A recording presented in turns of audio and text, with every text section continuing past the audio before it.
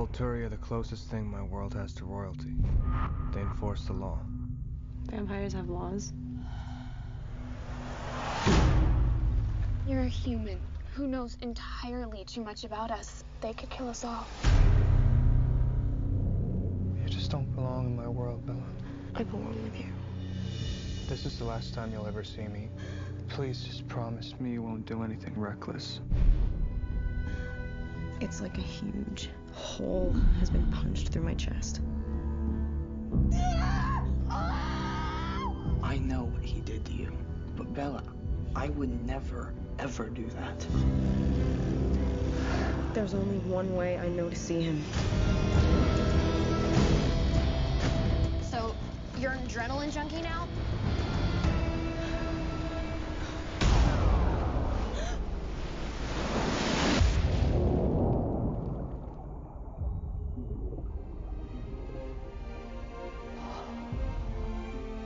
What the hell were you thinking?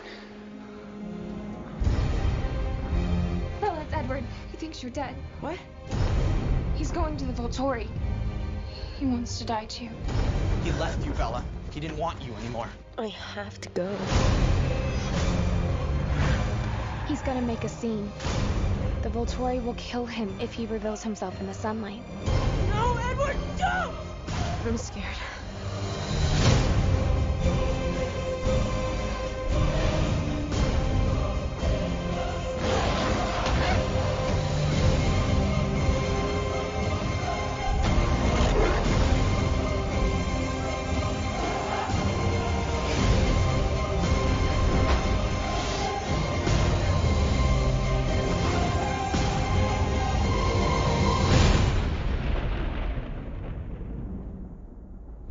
This may hurt just a little.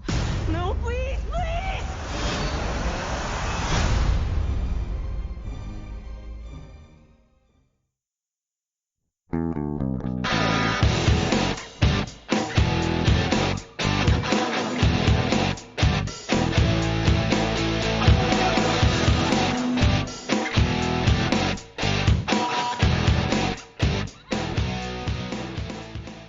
Welcome to They Called Us a Movie, testing the strength of friendships one terrible movie at a time. Subscribe to the podcast on iTunes and other podcast services by searching They Called Us a Movie. We're part of the Main Damie Network. To find more from us, check out the website themaindamie.com or on Twitter, Facebook, and Instagram at The Main Damie. We're also now a proud member of Geek Vibes Nation. You can find them at gvnation.com. Welcome back to They Called Us a Movie. This is Anthony Delvecchio, and with me as always is Dan Aquino and Mark Myers. Say hello, gentlemen. Hey, everybody. Hello. I think we should get together and try to write a young adult novel because I think we can do better than any of this horse shit that's been put out and make hundreds and hundreds of millions of dollars. What do you think? I don't know what's sexy, so. Of the three of us, I don't think we know what the kids are listening and watching and reading, to be honest. My mind is so filthy, so. Yeah. It It wouldn't be sounds good. like it's something we could do, but in reality, Right. Yeah. I think what Mark is saying makes sense because we are probably better writers than what has been written. But at the same time, us getting a coherent and something that reaches the children, that ship has sailed. We would be able to write a great young adult series that appeals to 35-year-old white men. Yeah, you're right. They'd love it. Again, I don't think what we find sexy is actually sexy. Well, based on this movie, definitely not. No. But before we get into this week's movie, guys, I mean, we talked 3 days ago. What are you watching? There's actually one thing I wanted to bring up, and it was prior to our last recording. Anthony and I watched this movie called The Vanished. Yep. And did we touch on it on our last episode at all? We did not. We No. did not. I want to talk about this movie. Okay. Because Let's do it. that movie is utter garbage. Yes. Would you watch New Moon over The Vanished? I would watch New Moon over The Vanished, yes. The Vanished is also only an hour and 45 minutes, though. It doesn't feel like it. It does feel like forever. I actually only watched an hour of it because It's the whole thing. it's on Netflix. For those of you wondering, it stars Anne Heche and Thomas Jane. I wasn't sure if it was. I was thinking Thomas Jane and then Aaron Eckhart. I was like, I don't remember anymore. And it's about these two people that go camping with their daughter and their daughter goes missing, and they in turn go insane. Yes, and that's a nice way of putting it. That's yeah. There are parts where you feel as if you kind of figure out what's going on, and then the movie tries to trick you, and then the ending is so undeserved and so batshit crazy, but not in a good way, that it's almost like a slap in the face. Like, we made you waste an hour 45 of your day. And who directed it? The guy who's in this movie, right? Peter Facinelli. Yeah. He's a dick.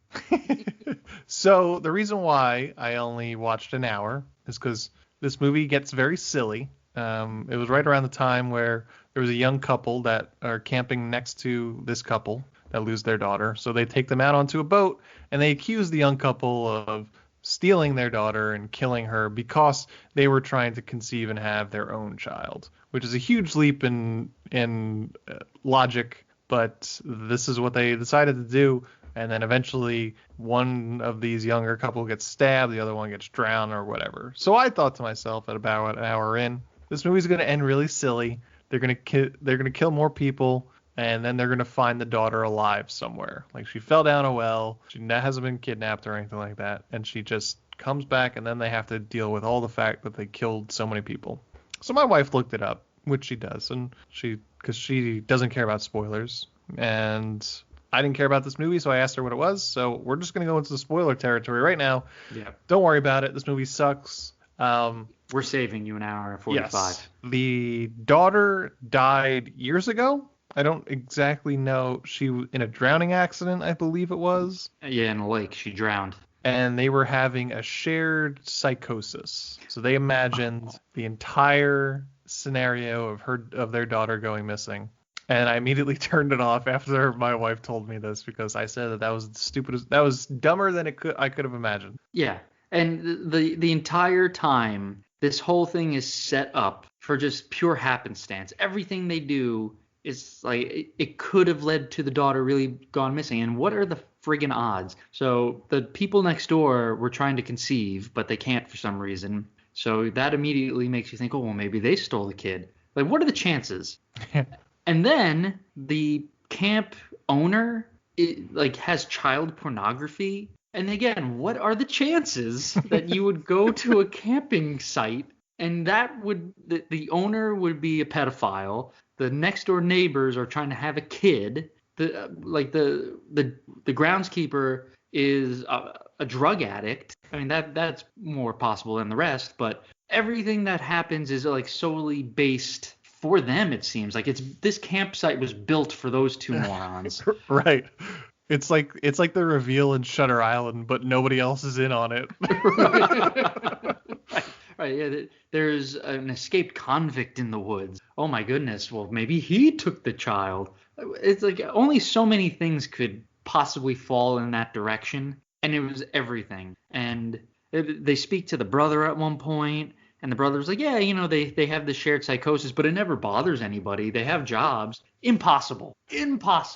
There's no way that these two idiots could go about their daily life. They're murdering people. So all of a sudden they just jumped from being able to have a job to killing everybody they see? It makes no sense. Fuck that movie. Yeah, that's more or less what I watched in these past 2 weeks. Mark, have you watched anything since we last discussed? Just WandaVision. That's about it. Just WandaVision, okay. You want to spoil it for everybody at home? No. Everyone did the job for us at 10 o'clock in the morning. Yeah, everybody. You gotta remember a time when it wasn't the pandemic, when you weren't just home all the time, when you had a little thing called spoiler ethics. Etiquette, man. Yeah. Not everybody stayed up till 3 o'clock in the morning to watch this show. Game of Thrones, it's like if you said anything, you were lambasted. You were shunned forever. Yeah, absolutely. But now everybody, I had people texting me, WandaVision, man, how crazy was that? Like, I'm working, goddammit. All right. I'm sorry. That's the thing. That's why everybody's home. They're watching it at like 9 o'clock in the morning. Right? Because they don't have to go into the office. And it's not like they don't have anybody else to talk to, so they're just posting their thoughts on Twitter. Yeah. Yeah, that was rough. I'm calling out. This is all to the post 87ers out there, because that's a post 87er thing. Get your shit together. Yeah, it was. I had to mute the words WandaVision. Mark is way smarter than I am. I risked it, and I found out what was going on almost immediately too. And I was Anthony and I were kind of having a little exchange where I don't mind spoilers, but it has to be on my terms. Yeah. Sure. Like, I have to look it up myself. Yeah. I don't like it when someone tells me. Yeah. I mean, like, what I've heard is something that I had in my mind, so I wasn't like, WandaVision isn't like, I like WandaVision. It's not a big part of my life though. So I got spoiled for it. So I was like, all right, yeah, I say I guessed it a couple episodes ago off the podcast that I predicted it. So, you know, it's not that big of a deal to me, but you guys gotta shut the fuck up, man. This is what happens when you get rid of water coolers. Right. Yeah. Like, to be honest, and Mark, I think you'll agree with me, the spoiler isn't even the best part of the episode. No. Yeah, not even close to it, in my opinion. Mm-hmm. So everyone's leaving out the best part of the episode anyway. So you could still watch it, and you'll enjoy it. Yeah, but like, imagine working in an office and then spoiling the red wedding for somebody. Oh. You wouldn't be able to show your face. You'd have to put in your 2 weeks and then take a 2-week vacation immediately after. Yeah, they would definitely call you out, man. Yeah. The 'Cause the closest I got to being spoiled was a good friend Tia, but at least she did WandaVision spoilers and then left a giant space to where I could go, all right, scroll past that. I saw that. That was she did the right thing. There was an attempt. Why she's friends. Yeah, yes. There was an attempt. Everyone else just, oh my God, WandaVision did this. I'm like, oh, come on, man. I don't want to spoil this, but when so and so blank, I almost went crazy. It's like, wow, oh man, there's only so many things it could have been. Right. Oh man, did you see that? And just post a picture of who it was. Yeah, that's the other thing. They're posting the picture of who shows up. I'm like, well, now I can't avoid that.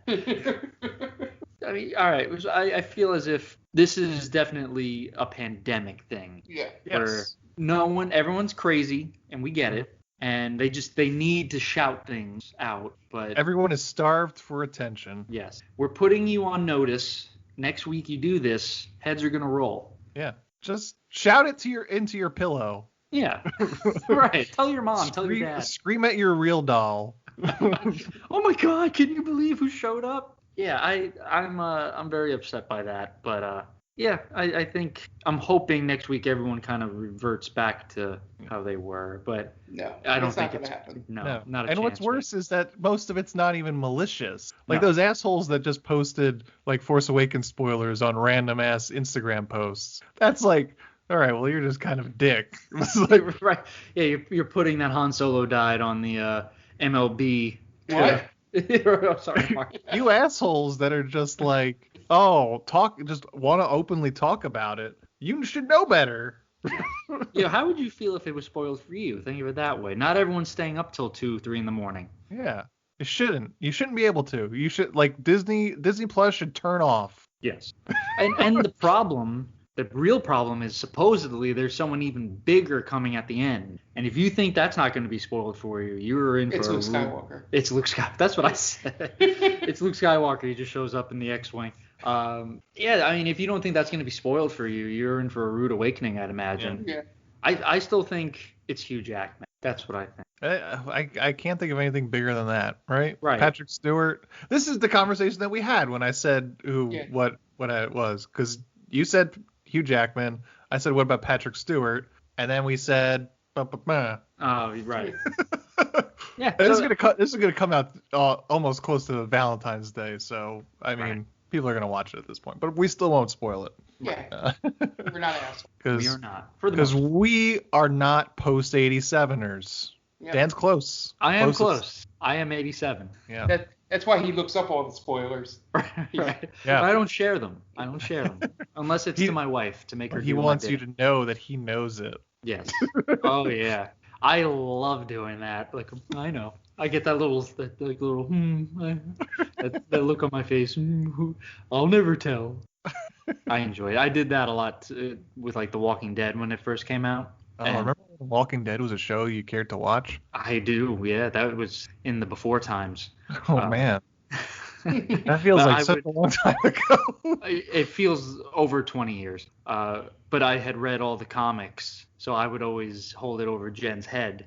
Listen, if you're not a good girl, I'm gonna tell you what happens here. That made it sound very sexual, but I never tried to do that. just throwing that out there. I meant in terms of just like giving me. I didn't make her dress up or anything like that. I don't want you guys getting the wrong impression here. You don't wear that outfit. All right. I guess no one else saw anything else, so I guess it's time to take a quick break, listen to some ads, and we'll be right back. And welcome back. And now it's time to get into this week's movie. So it's just about Valentine's Day, I guess. I don't even know when this episode's going to air. Because this episode will air on the 11th. Yeah. So Sunday is Valentine's Day.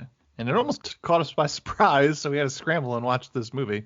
Past 2 years, we've covered Valentine's Day movies. We've covered Twilight, the original one, the first year. And we covered 50 Shades of Grey last year. So this year we're going back to Twilight. And we're watching the Twilight Saga, New Moon. But gentlemen, where are you coming from with Twilight Saga, New Moon? I'm going to cede my time. And I'm going to let Mark handle this because I have Mark. Yes, I have Mark over at my house, and we watched it together. And Mark made this movie bearable. So I'm gonna let Mark do this. Mark. Yeah. So as I probably, for those of you, they call this movie old heads out there. When we did Twilight, I had brought up that I did watch all 5 movies in the theaters because it was one of those things of excuses to hang out with my sister because no one else would go to the movies with her to see these movies. So it's this and Harry Potter were the two. So I haven't seen this movie since then. I think the only one of these 5 that I saw multiple times, I may have watched the first one a second time afterwards. So real quick, yeah, you haven't seen this movie in how long? Since it came out in 2009. You knew everything about this movie. I just watched it last night. Oh, man. That's true. Okay, that's true. I was going to say, you remembered everything. Dan was about to put you on blast. Hold on. I was more impressed because if you hadn't seen it in 2009, I was like, wow, like your memory of this movie is phenomenal because you knew everything. I think the only 2 things I remembered going in was Jane's power, because I still think it's a badass power that she has, and the fact that the werewolf transformations were freaking ridiculous and probably really terrible special effects. That was all I remembered from it, and the fact that it was all about the werewolves with the obvious title New Moon. So anyway, so going through and watching this, somehow it was worse than I remembered it, and just because and it's not even like we can get into I have a well-known, at least in my family, a hatred for Stephanie Meyer because my sister told me, you have to read the books. I read 5 pages and handed it back to her and was like, I can't, no. That's why I made the joke about us for being able to write a young adult novel. There was a lot of Stephanie Meyer hate going on, Ant. You missed it. Wow, all because of 5 pages. Got you. Oh, it's just awful. Yeah, it was awesome. Yeah, so even outside of the terrible writing and the storyline and all that, it's just the way the movie is put together is way worse than I remember. Like, just pacing at times. And I think as Ant said when we were talking, off the podcast, was that, like, nothing of consequence happens. And the things that are supposed to be consequential are just like at one point, it's like, oh, the good positive things happen. And literally the next scene, bang, it's like, oh, I can't be with you anymore.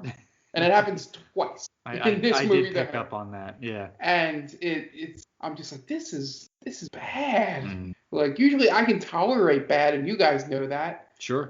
For certain movies and sure. TV shows and things like that. But I'm just like, this, I don't know why people would be excited for the next one, short of the fan base that loves the books. Well, I think you get to see more people shirtless, right? More. But more is there enough young women between the ages of 15 and 40 to make this movie the amount of money it made? Desperate Housewives. Yeah. Lonely. Well, I guess 50 Shades success too also shows to that. Right. Okay. I take that back. There were probably enough. Yeah, women like to think that they're more sophisticated, but then you see the numbers for these movies and you're like, well, you guys are just as bad as we are. Yeah. You can't make fun of me for Fast and the Furious if you like this movie. Right. We all have our things. Yeah. You ladies had this, and there's nothing wrong with that. Yeah. So essentially, where I'm coming from is that this movie fell below the low bar I already had going in. It's a very low bar. Yeah. I didn't even remember. I had Mark explaining to me things from the first movie, and we had watched that for this podcast. Who's that guy? He was in the first movie. I don't remember him. Or it could just be my memory slowly fading into the abyss. And yeah, this movie, it's not fun. There's no fun to be had or seen. Yeah. No one's having fun in it. Right? Everyone is so dour. Yep. It's like maybe a Snyder movie. Maybe. Yeah, maybe. Yeah, he looked like he was having a little fun. With Michael Sheen, right? Yeah. Yeah. He was creepy. I laughed so hard. It was so good. At some of the effects in this movie. The werewolves turning. Some of the fight scenes in it are just so poorly made. That's 2009. Yeah. There was Marvel movies that were coming out at that time that had way better special effects than this. Avatar came out the same year. Yeah, there you go. So, yeah, I don't know what went down. I mean, you're not really going to a Twilight movie to watch the special effects, I'd imagine. Again, you go see Face Punch for that. You go see. Oh, I would much rather watch Face Punch. Yeah.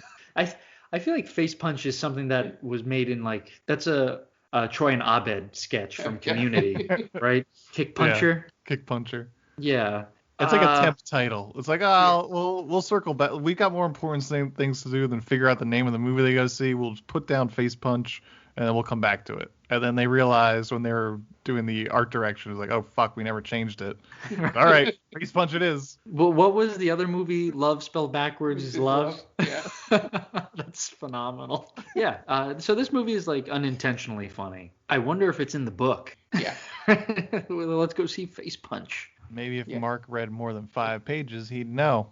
Yeah. I don't blame him for not reading more than 5. I'm surprised he made it to 5 pages, to be honest. It's like, I'll give this time. And it's just like... That's as far as I made it in Harry Potter, I think. Maybe a chapter. Yeah. And I'm like, I don't like this at all. Yeah. Watching this movie, with Dan, makes me want to watch the next 3 movies with Dan. I was definitely one of the annoying girlfriends. Who's that? So what's going on here? Now, why did they do that? Just because I know of a couple things coming up and we spoiled it a little bit for him, I want to see his actual reaction to them when they occur on screen.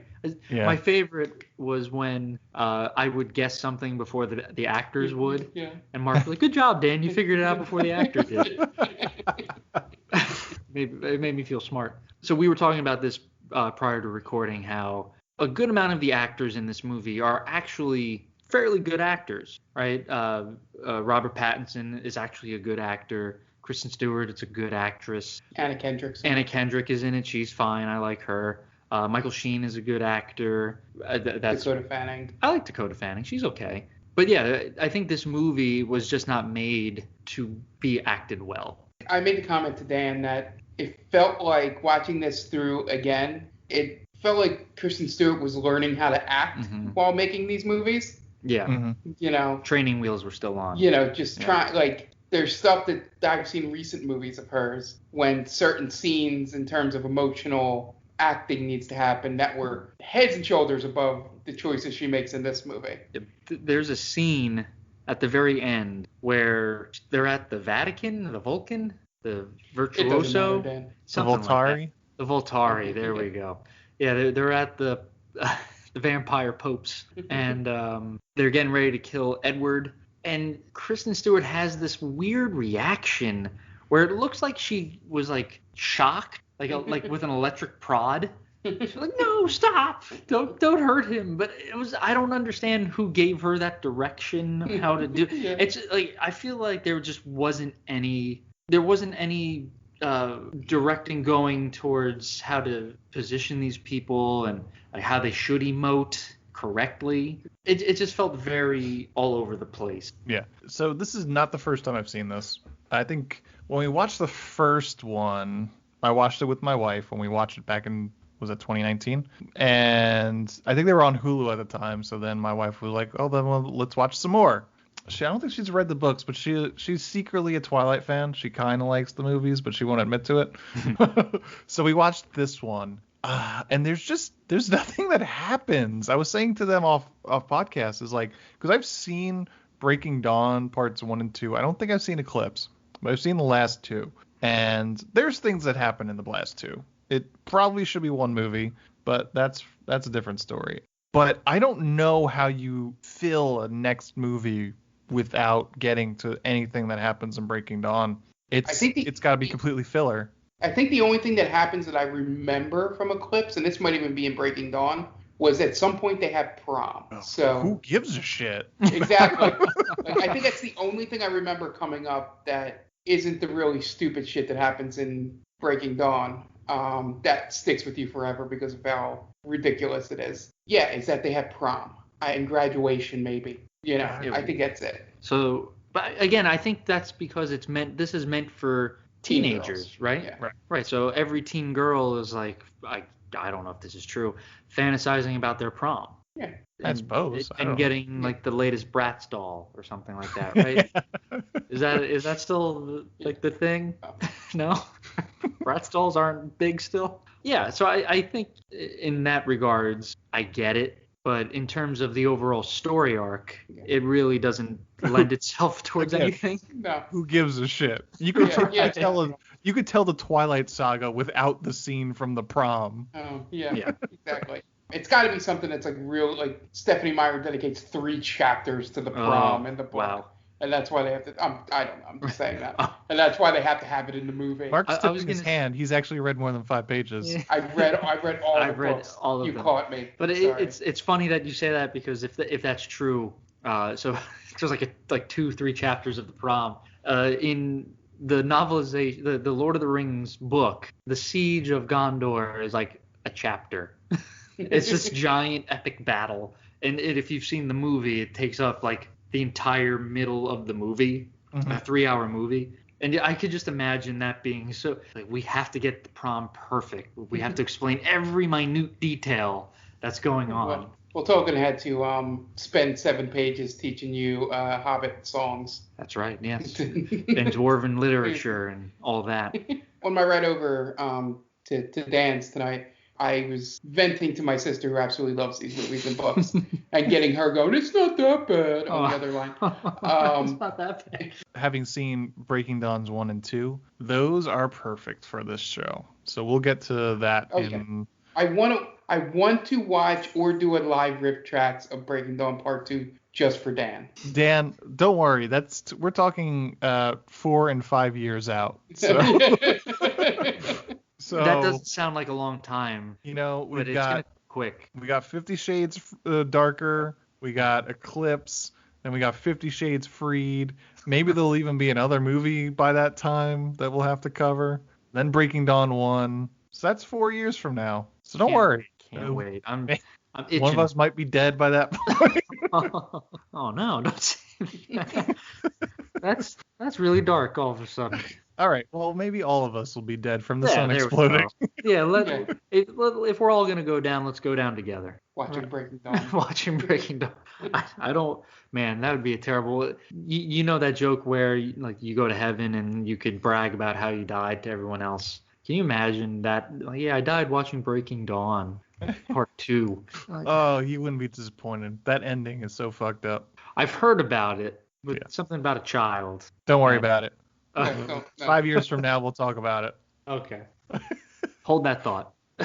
So, The Twilight Saga, New Moon from 2009 is directed by Chris Weitz, director of About a Boy, Down to Earth, The Golden Compass, and Operation Finale. And he's also the writer of Rogue One, a Star Wars story. It stars Kristen Stewart, Robert Pattinson, Taylor Lautner, Billy Burke, Anna Kendrick, Michael Welch, Ashley Greene, Jackson Rathbone, Cam Jig, Michael Sheen. His IMDb score of 4.7 and a Rotten Tomatoes score of 28%. Budget $50 million, which is the reason why the CGI is so terrible. And Yeah, that box makes sense office, $297 million. Bitches got paid. I was gonna say, man, everyone made out like a bandit. I wonder how many MTV Movie Awards this movie got. It probably wouldn't be. No way. Really? Or maybe that would have been the first one. But yeah, Oh, there's wow. definitely. But It was probably like best fight scene between the wolves. yeah. This has 4 wins. Best movie, best male performance for Robert Pattinson, Robert best Pattinson. female performance for Kristen Stewart, and best kiss for There you Robert go. Pattinson, Yeah. Kristen Stewart. Oh, And Taylor Lautner was nominated for best male performance. You forget how obsessed people were with Kristen Stewart and Robert Pattinson. yeah, they shipped them hard. Did you? I didn't hear in that list of cast. Maybe I missed it. Did you mention they call this a movie alumni Kellen Lutz? No, I did not. Yeah. The Legend of Hercules. Yeah. I tried to put that movie out of my mind. Another Just so you bland know, Twilight Saga : New Moon at the MTV Movie Awards in 2009 beat out Avatar, The Hangover, Alice in Wonderland, and Harry Potter and the Half-Blood Prince. That I'm surprised about, Harry Potter. No. But no, because it's MTV. Yeah, you don't realize how Yeah. much Twilight. Right. No, that makes sense. I'm thinking of just like the overall pop culture loves Harry Potter, but Twilight was made specifically for horny teens. So they got to voting. Trying to see who they beat. Best Kiss. Okay. They beat out Sandra Bullock and Ryan Reynolds in The Proposal. They beat out Taylor Lautner and Taylor Swift in Valentine's Day. Maybe we'll do that movie one day. That's a good idea. Zoe Saldana and Sam Worthington in Avatar, and Dakota Fanning and Kristen Stewart in The Runaways. There you go. So what was it? Dakota Fanning and Kristen Stewart? Yeah. That would In win The now. Runaways. That would win the Dan Awards. Yes. That would win my award for sure. Well, you know what? Jennifer's Body was 2009 because Amanda Seyfried won Best Scared as Shit performance at the MTV Movie Awards of 2009. A great category to be nominated for. Amanda Seyfried and Megan Fox should have been nominated. Yeah, that was a good kiss. That was. I feel like they got to get rid of that category. Do you think they got rid of it? They probably should get rid of the MTV Movie Awards. Right. The music television for movie awards. That makes no sense. I just figured this out. I'm today years old. Yeah. It was fun, like in the early 90s. Right, when it was Michelle Gellar and what's her face winning Best Kiss. Sure. Sarah Michelle Gellar, you mean? Sarah Michelle Gellar. Who did I say? You said Michelle Gellar. Oh, Michelle Gellar. Sorry. Sarah Michelle Gellar. Yes. And who was the other one? Selma Blair. Selma Blair. Yes. Rolling Pins. They should have. For the audience out there that didn't know. Right. They should have just retired that category after that win. That's the best one. Mark is helping out the post 87ers. Yep. Don't help them. They don't deserve it. They don't deserve it. All right, what do you guys say we get into the plot? Let's do it. Whatever there is. All right, Dan, what do you got? Gonna shout out our friend Tia and her podcast Top 10 with Tia. It's a weekly podcast where Tia and her friend Brittany get together and discuss top 10 lists. So I was on an episode for top 10 worst endings. You could find her on Twitter at TC_Stark, and she's a good friend of the podcast. She's a good person. She also writes for Geek Vibes Nation, so go give her a follow there, and that's it. Okay, great. And we will be right back. But before we do, we're going to listen to some messages from friends of the podcast. We will be right back. Hey everyone, this is Steve. And this is Adam. And we're part of the Hop Nation USA podcast, Pittsburgh's #3 craft beer podcast. Join us every Friday for new beer reviews. We'll talk about the news, history, and homebrewing. Plus, we'll sit down with the best brewers and industry personalities that'll have us. So whether you're a casual drinker, a hazy boy hophead, or even if you're a whale hunting cellar hoarder, just search Hop Nation USA on Apple, Spotify, or your favorite podcatcher and join the nation.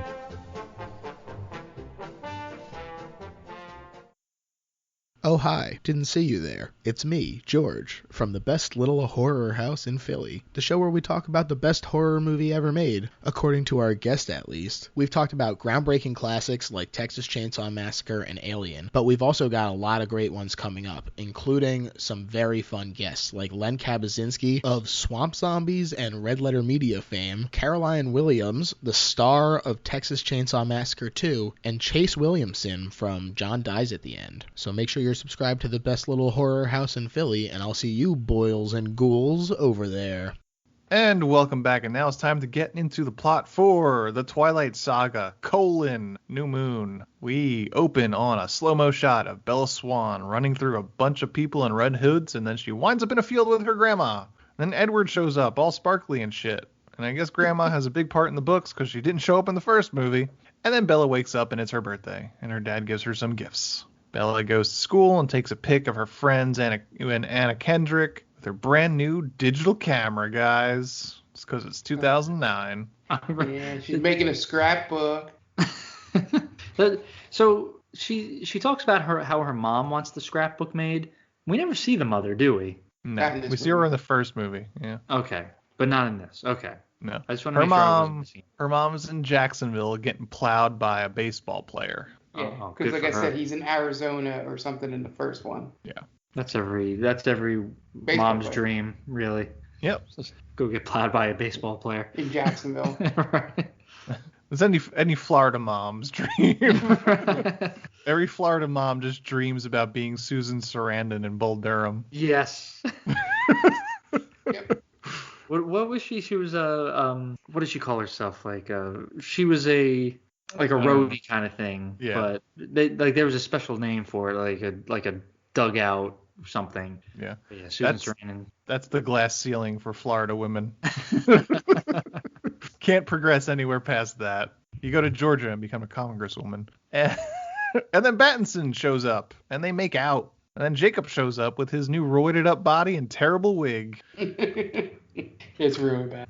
So awful. But he's Jack. Credit where credit's due. Taylor Lautner spent the time between the first movie and second movie just eating all the steroids. Anabolic steroids. I think she makes a point about that. She jokes about it. And then he's just like, oh, how'd she know? Secret's out. Probably Taylor out. Cream.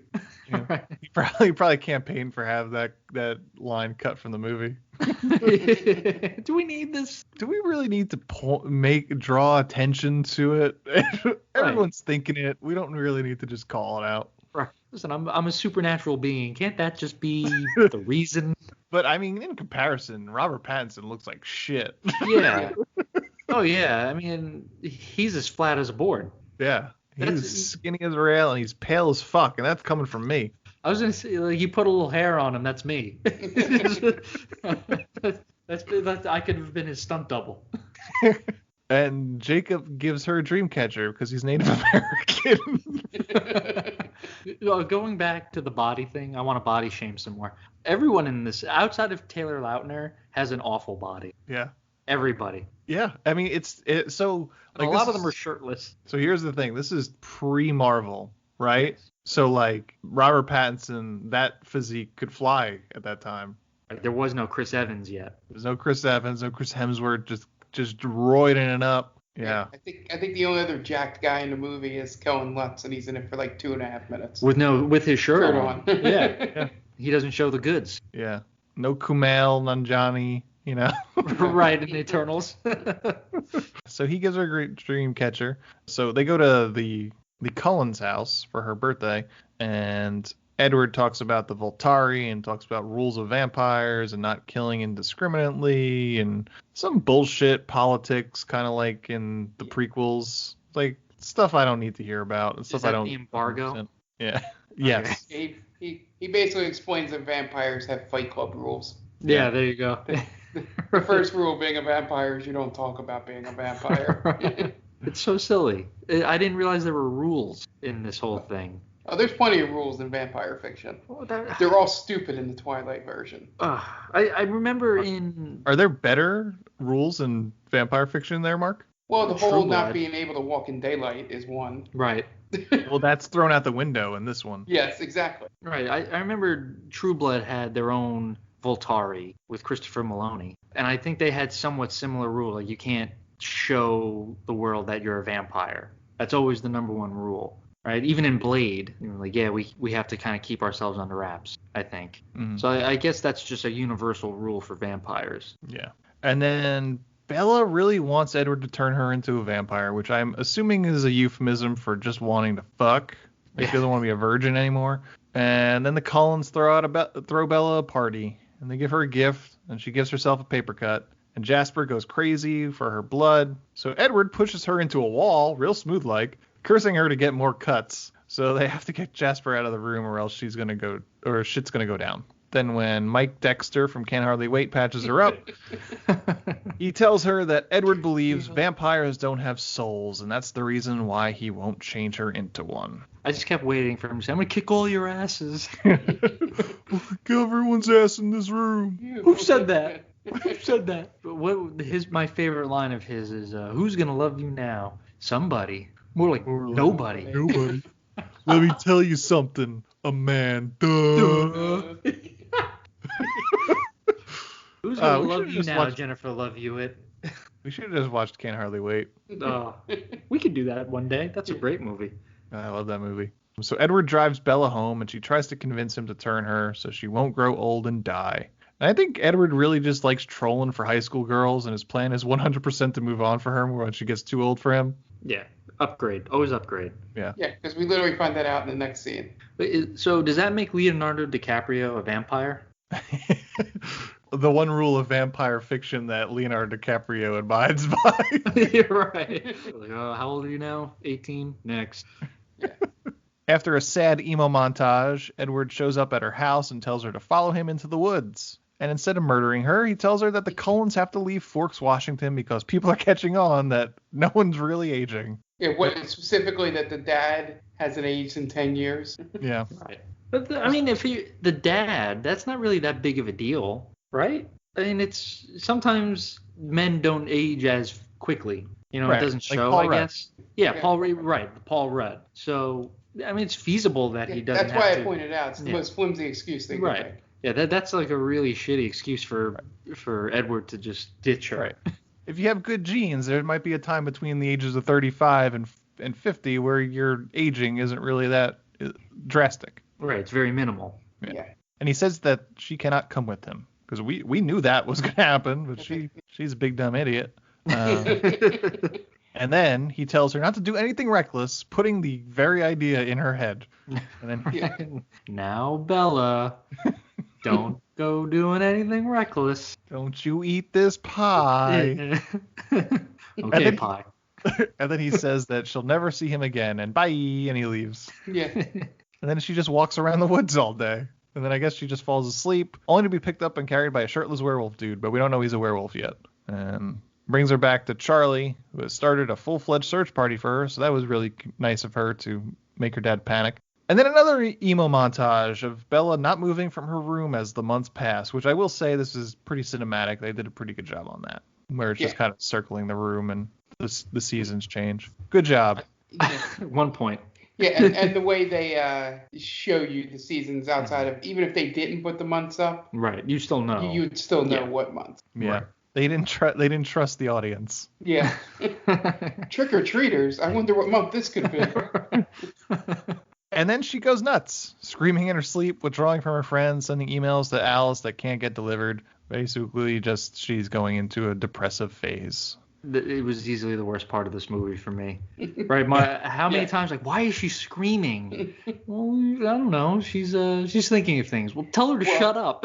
Well, I will say, the one thing Dan did forget was the end of the first movie. How she almost died. Yeah. Okay. So she's just having reoccurring nightmares? Essentially, I think that's what they're suggesting. If I were the dad, I would have put her down.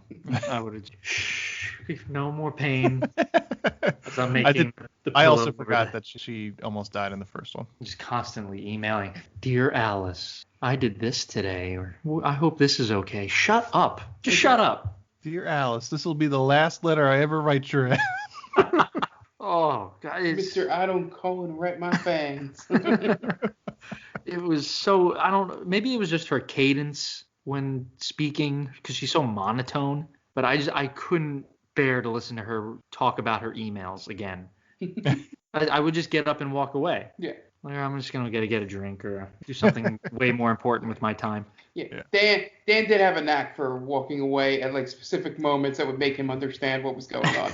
It was so adorable. Mark paused the movie for me. Yeah. I was like, wait, how come it's not playing? I paused it. Why? I'm literally it's going to explain all the questions you've been asking for the last 25 minutes. Well, just tell me. I don't need to see it. That's what Lynn does to me all the time. She's like, "Tell me what happens." I was like, "Now I gotta pay attention." Like watching something that we put on so you could watch it. I have no interest in it.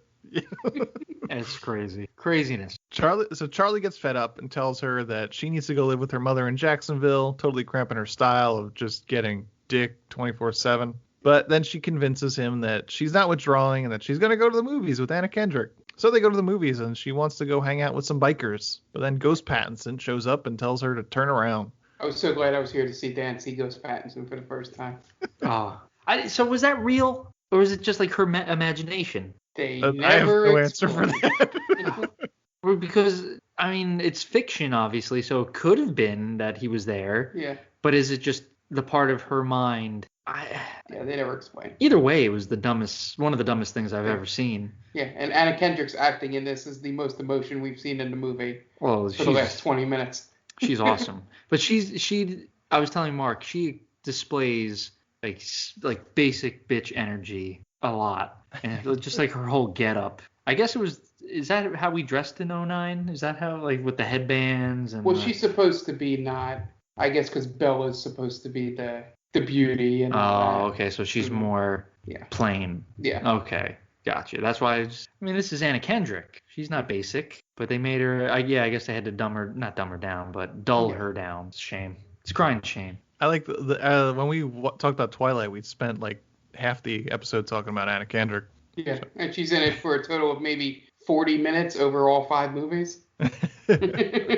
But Bella ignores Ghost Pattinson and hops on a motorcycle of some dude in his 40s. So they go riding, both without helmets, very unsafe. And then she sees Ghost Pattinson again and tells the guy to stop. And now Bella has developed an adrenaline addiction. Yep. Terrible. Now she's resigned herself to seek danger in order to see Edward, which is the most fucking toxic lesson in any movie ever. Right. That's essentially saying, I'm going to kill myself if you don't come over, or I'm going to cut myself. I'm going to hurt myself. Right? 100%. Yeah. Yep. And I mean, that's pretty timely with what's going on in the news today, right? With a certain singer basically saying, if you don't come over here, I'm going to hurt myself. Yeah.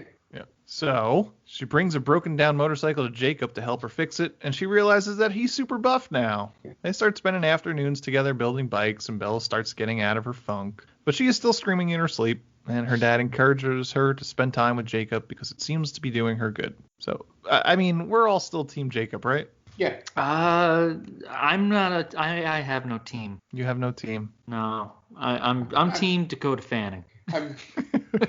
I mean, at points in this movie, I become Team Victoria because I want to see her succeed and murder everybody in that town. But the redhead. Yeah. Okay. Yes. She's not, and she gets replaced by Bryce Dallas Howard, right? Yes. Yeah. So I could get on that team. I like Bryce Dallas Howard. Sure. So Bella and Jacob go driving, and they see other shirtless dudes that Jacob refers to as Sam and his cult. That Sam is a weird dude, but Sam is the guy that's picked her up and saved her, right? Yes. So I was always super confused by why he was always like, Jacob was always like standoffish of this Sam fella. But I guess because he doesn't want to be a werewolf, Jacob. I guess not. And he has no choice, I guess. Yeah, well, as he explains, only apparently certain people have it, and I guess they know Sam is, and so that's his way of explaining it to Bella. Okay. It's by calling him and his cult instead of a pack. Oh, got you. They do. They like bend over backwards to hide themselves. It's pretty funny. Yeah. As we mentioned, I don't even know if we mentioned it on this episode yet, but off air we were talking about how doughy all the other werewolves were compared to Jacob. It seems like they didn't get the memo. Right. This is a teen romance movie. Between movie 1 and 2, Taylor Lautner is just gonna hit the gym like a maniac, shoot up some steroids, and he's gonna be super jacked for when he takes his shirt off. And the other guys are like, "Oh, that's cool." And they got on set like, "All right, now you guys gotta take your shirts off." It's like, whoa. What? Okay. I don't remember that. Yeah, it's they definitely missed the boat on that one. Yeah, or maybe it's the Anna Kendrick thing where they told these guys not to work out because they wanted Jacob to stand out so much. Maybe. But I don't know. I feel cheated. I want to see shirtless guys. Like, Because like I feel like in True Blood it was the same thing. Like those guys were super jacked, but all of them were. Like Joe Manganiello was obviously one of them. Like all the werewolves were like super jacked. Even the guy who plays his father was in good shape, and he was an older gentleman. Yeah. I forget who played the dad, but he was in better shape than these. And these are teenagers, I guess, which is kind of problematic now that I think about it, because I just said I wanted to see shirtless men. Because I think Taylor Lautner is 16 in this movie. Yeah. His character is, yeah. But I don't want to see that. That's bad. This is the second movie in a row where we've seen just dudes hanging out in jeans and no shirt on. That's just true. And it's just such a weird look. Even for Taylor Lautner, as jacked as he is. Yeah. It's still weird looking. Well, this is exactly like you can pinpoint when he typecast himself. Yeah. And like he was gonna get no other movie roles.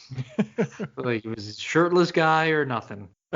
So they fix up the bikes, and Bella takes the bike on a ride in order to conjure up the spirit of Edward. She crashes and cuts her head. Jacob goes to check on her and takes off his shirt because of reasons. Yeah, just to get the reaction that was in the movie theater. That audible gasp. Yeah. Oh my. Oh my stars. That was just George Takei in the back. Well, everyone getting hot and bothered. I believe I have the vapors. What he does it so he can pat her head down. Right. with the terrible blood makeup that they had on. Oh man. It just looked like she got ketchup splattered on the side of her head. It looked like a Dario Argento movie kind of blood. You know, like the really hyper red blood. I like how they never go to the hospital though. No, and in one scene they specifically talk about how someone should go to the hospital because Taylor Lautner's going to put him there.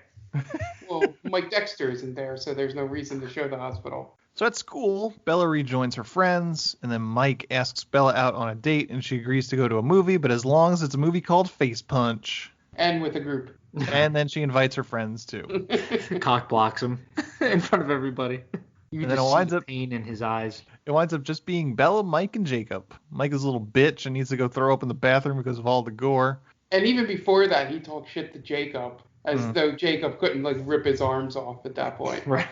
Well, are you 16? Don't you need like a parent? Right. You need adult supervision. Well, she's buying my ticket. I'm glad we had this conversation. It added so much. Yeah. They share no other scenes in the movie after this. Nope. While Mike is throwing up his lunch, Jacob basically tells Bella that he loves her and that he wouldn't hurt her the way Edward did. Bella tells him she's a motorcycle he can't fix and he should just forget about her. Go ahead, Mark. I was going to say, and he'll keep fighting for her, and then she has to make that dumb mechanic connection. As, you know, you go, hey, call back. Remember, he fixes things. Right. That's how we met. And then Mike comes out of the bathroom and Jacob nearly tears his head off for no reason. And Bella says he's radiating the heat like he has a fever and he leaves. And then Jacob ghosts her for a while saying that he has mono. Did that happen? Yeah. Yeah. Okay. That was essentially what happens in Good Luck Chuck. That's exactly what I was saying because I was like, wait, this sounds like a lot like what happened in Good Luck Chuck. Am I sure that this happened? Did he say mono? Yeah. In Good Luck Chuck? I forget. I don't remember. Right, but he ghosts Jessica Alba for like 2 weeks. Yeah. Okay. I thought I was just accidentally rewriting my Good Luck Chuck notes. No, that's what happened. Just happened to be a thing that happened in the late 2000s. Right. Everybody was getting mono. Yeah, the great mono scare. She goes to pay him a visit, and she finds Jacob walking around shirtless in the rain in jean shorts. For no reason. And he has cut his hair and got a tattoo. And then he tells her that he knows the Cullens are vampires, and he knows she's been lying to everyone. And then he gives her that it's not you, it's me routine, and all he wants to do is just hang out with some shirtless dudes in the woods, no big deal. He tells her to go home and don't come back or she's going to get hurt. So Bella gets sad again now, and she goes walking through the woods. And then an evil vampire, Laurent, shows up asking why the Cullens left her unprotected. And Ghost Pattinson tells her to lie, but Laurent doesn't believe her. And he says that he's there to kill Bella as a favor to Victoria, as Edward killed Victoria's mate in the first movie. Laurent gets ready to kill Bella, but then a pack of wolves show up and chase Laurent. Bella goes home to tell her dad the things in the woods aren't bears, they're wolves. He tells Harry to go get some guys and go hunting, and he goes back to the police station. My favorite thing about this is that, and it's one of the things I remember from the first movie, is that, and they rehash it in this, because Jacob mentions it later, that Jacob basically told her the story of vampires and werewolves, and that in this movie she admits that all she remembered was about the vampires. Yep. So her running in and going, "There's giant wolves," I'm like, you know the story. I said to Dan, I was like, in this movie, for some reason, between movies 1 and 2, they just decided to make Bella an idiot. Yeah. Like, she's just the dumbest person on the planet. Mm-hmm. She's rolling, to make a D&D reference, she's rolling constant ones for perception throughout the entire movie. Yeah, she seriously drops the ball. So Jacob shows up at her window shirtless and parkours up the house through the window. Tells her he can't tell her what's going on with him. He tells her if she remembers about the story he told him about the folklore he told her about in the first movie, she says she only remembers about the vampire part. And then she suggests that they leave town together, but Jacob feels like he's endangering her and leaves. This is all this movie is. All these movies, that's just what it is. Like, they get together and then they come apart because it's dangerous. Over and over again. It's just fake drama. It's manufactured drama.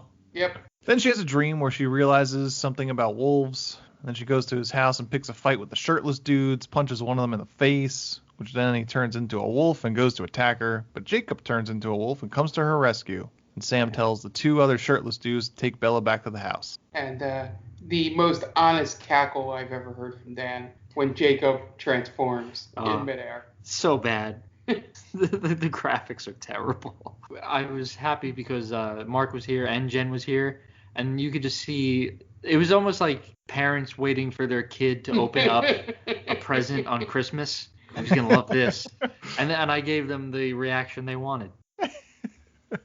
So Jen likes these movies. She really likes these movies. Yes. Really? Is she team Jacob or Edward?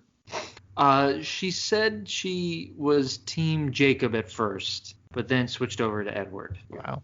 I don't know why. She didn't explain why. But, you know, I got a bone to pick with my wife now because she gets on me for quoting Lord of the Rings. She was quoting this movie. So I think I deserve an apology, right? Yeah, I think so. She should have been on this episode to defend it. That's what I told her, but she's too good for us. Well, 2 years from now when we do Eclipse, she's not getting out of that one. No, I'm going to force her to do it. She learned her lesson from Sonic. But this is something she actually likes. And then back at Sam's house, we just get a lot of talk about werewolves by a bunch of shirtless dudes, and then just guys walking around in jeans and no shirt. It's still a weird look. And then Bella and Jacob walk on the beach, and they talk about wolves versus vampires. The wolves hunt and kill vampires, and they wound up killing Laurent and almost killed Victoria. Charlie and Harry go stomping in the woods looking for wolves, and Victoria's there, and then the wolves start chasing Victoria after she attacks Harry, and she jumps off a cliff to safety. And Charlie is the worst cop ever. Yeah. Doesn't hear Victoria just killing things behind him.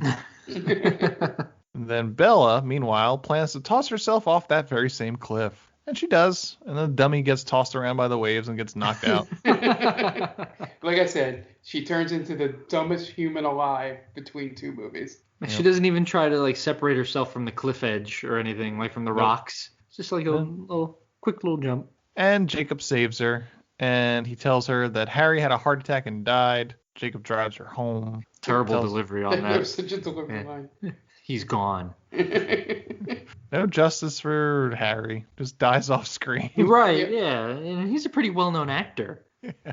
Jacob drives her home and tells her that he can't trust himself to not hurt her if he turns into a wolf. And then they make out. And then Jacob says he smells a vampire.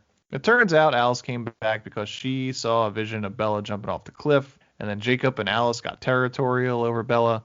The phone rings and Jacob answers it, and it's Edward. And Jacob insinuates that Bella is dead. And then telepathically, Alice realizes that Edward is going to the Vault Tower because he wants to die too because he thinks Bella's dead. Just like Romeo and Juliet from the first part of the movie, guys. Yes.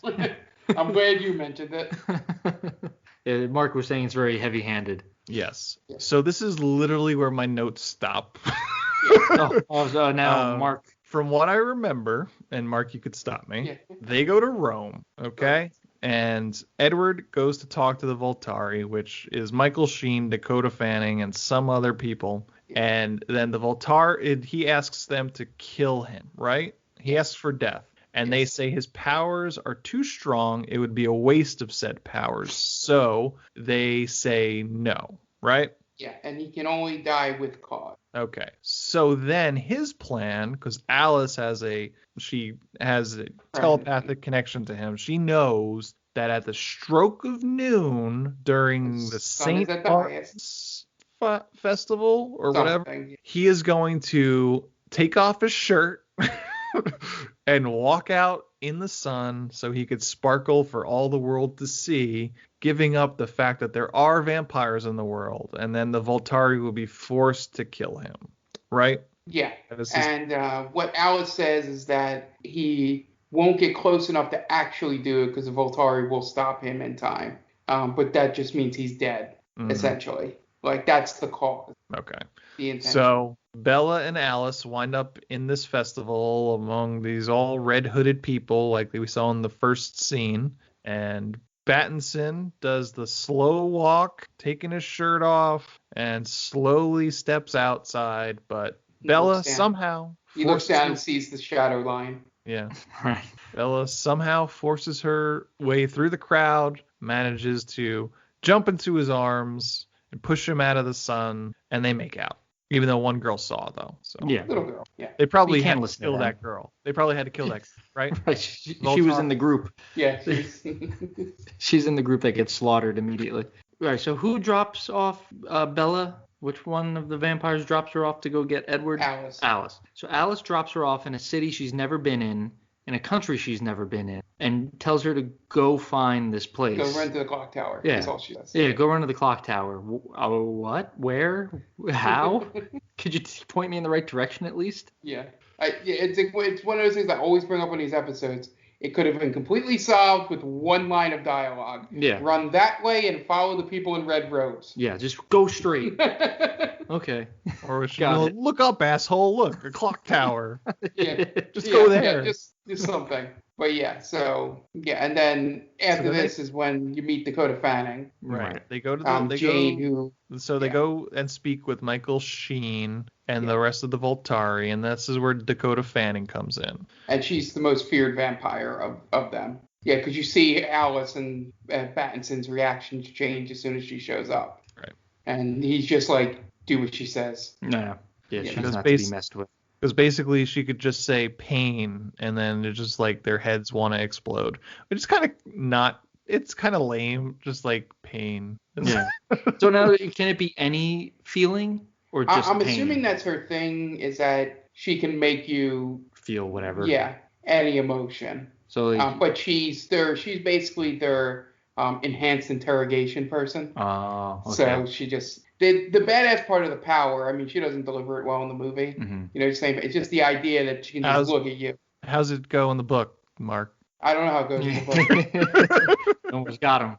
Damn it. No, but just the sheer fact of understanding the power just can look at you and just make you like torture you without having to do anything else. Just that is. Now imagine like dating her. That'd be awful, right? Because like if she wants to get going, she could just make you feel that way, and you're at this point, everybody else's powers have been very benign for the most part. Yeah, it's all like seeing into the future, reading thoughts. Yeah, just like real basic bullshit. And then this shows up, and she basically can kill Pattinson by just looking at him. Yeah, that's a cool power. Right.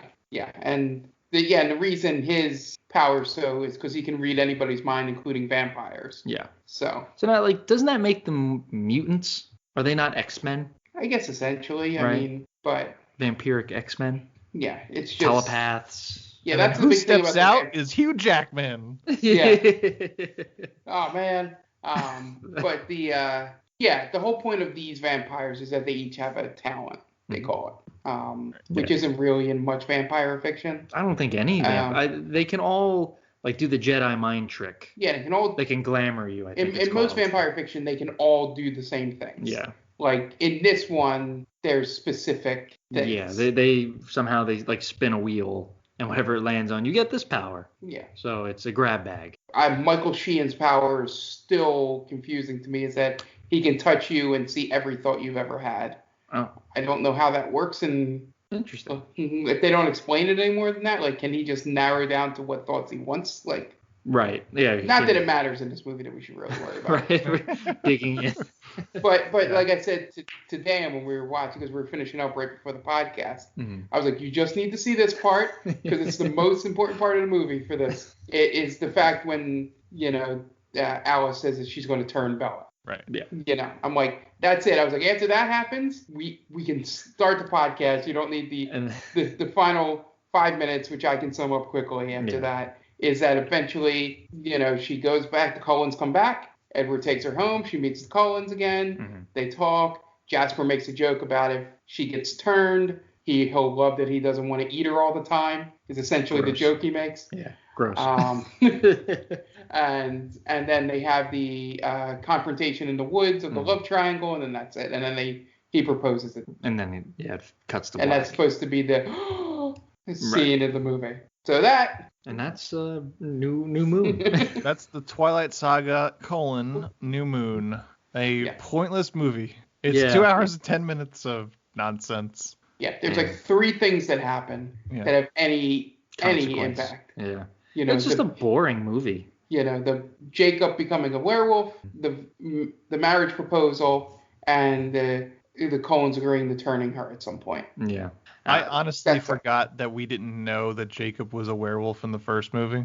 Yeah, because he doesn't know, right? Something like that. Well, yeah, I think they know. And I think we know in the first movie. I'm saying specifically to the characters. Right. Those are the only 3 things that happen. Yeah, I'm just saying I forgot. Oh, you forgot? That they didn't know in the first, that we didn't know in terms of the movie storyline that he was a werewolf. I forgot that. I honestly feel like you could get rid of the werewolves completely. Well, you can't have the love triangle. It's Romeo and Juliet. It's West Side Story. The 2 factions. It's just to me, it's so thin. But Juliet was part of one of the warring factions, so we've got 3 warring factions. Humans, vampires, and werewolves. Yeah, but there's really no war against the human, right? The humans aren't aware, so they're living in bliss, essentially. Yeah, the werewolves protect the humans from the vampires killing them, essentially, is how it's explained. Yeah. Man. Such a tired trope. Werewolves and vampires. Tired of that. What would you like to see added? Like what kind of monster? Yeah.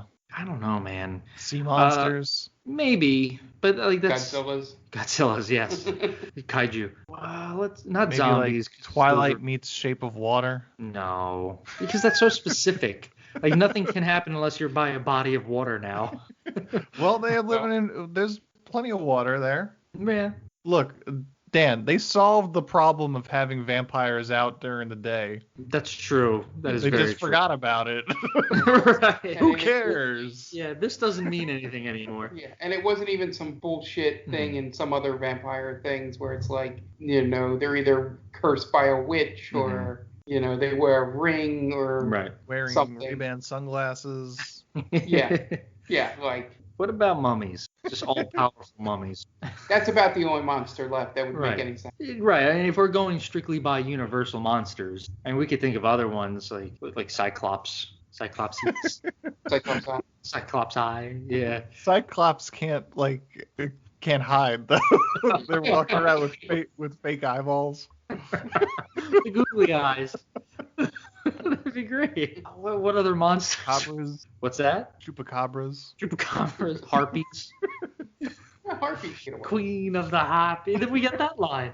Queen of the Harpies. That's like all. Bryce Dallas Howard. Yeah. That would work. Yeah, I just. Centaurs. Yeah, that'd be awesome. Why not? You can't hide them though. Reverse centaurs. You just put like a fake head of a horse like around their midsection. I'm just always riding a horse. I guess a minotaur is essentially that, right? Just the head of the bull. I can't think of any other monster that I would want in there, really.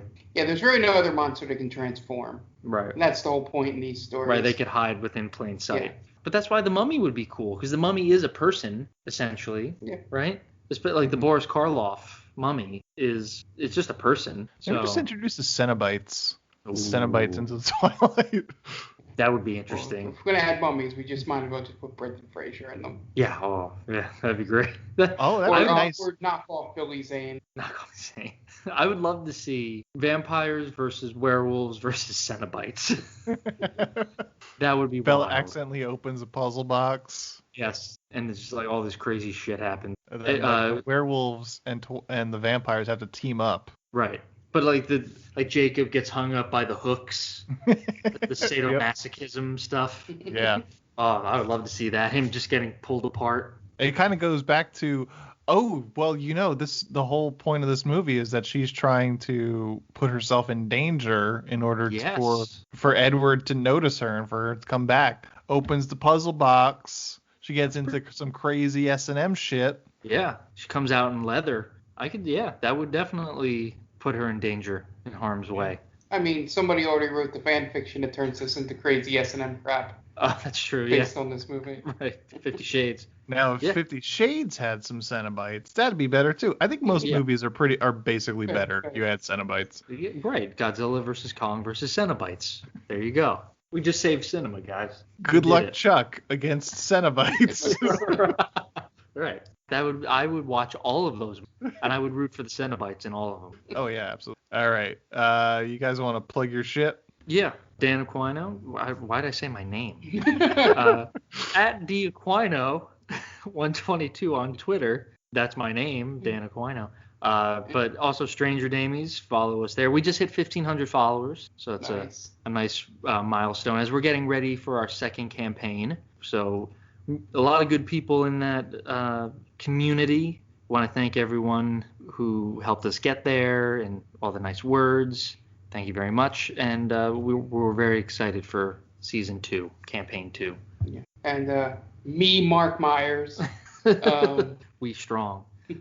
So Stranger Damies airs every Wednesday. Search for it as Stranger Damies on Instagram and Twitter. We're about halfway through our character episodes, and we're rapidly approaching our first session, which will be either February 20th or 21st. So not this weekend, the weekend after when this episode airs. So be sure to check that out. That'll be on twitch.tv/GameVaultPod. And then we have our gaming podcast, the Game Vault Podcast, which is where that Twitch channel comes from. That airs every other Monday. You can find it at Game Vault Pod on all socials. And then, and then we stream regularly video games over on Game Vault Pod. So if you like watching horror games, RPGs, first-person shooters, and then we will have a D&D session every so often on there. Make sure you like, subscribe, tell your friends, all that. All right, great. And yes, this is They Call This a Movie. You can find us on Spreaker just by searching They Call This a Movie. We could also find us on every podcast streaming app. So Spotify, iTunes, Overcast, wherever you get your podcasts, you can find us. Just search for They Call This a Movie. We're themaindamie.com. That's the main website. You can find articles. You can find our show. You could find Game Vault Podcast, Stranger Damies there. Everything we do, we go up on that site. So that's themaindamie.com. And as well, it's on all socials just by searching The Main Damie. Instagram, Facebook, Twitter, The Main Damie. We are also a proud member of Geek Vibes Nation. You can find them at gvnation.com and on all socials and all podcast streaming apps just by searching Geek Vibes Nation. Tons of great shows, Top 10 with Tia, us, a bunch of other great shows for you. If you're into geek stuff, there's certainly something for you. If you have any questions or comments, you can hit us up at themaindamie@gmail.com. If you like the show, please go on to iTunes or whatever your podcatcher of choice is, and please give us 5-star rating, and a review would be excellent. Really helps us out a great deal and helps us get noticed. And that's going to wrap it up this week. This week was The Twilight Saga, New Moon, directed by Chris Weitz. So for Dan Aquino and Mark Myers, this is Anthony Ovecchio saying to Chris Weitz, well, you certainly made a movie, didn't you?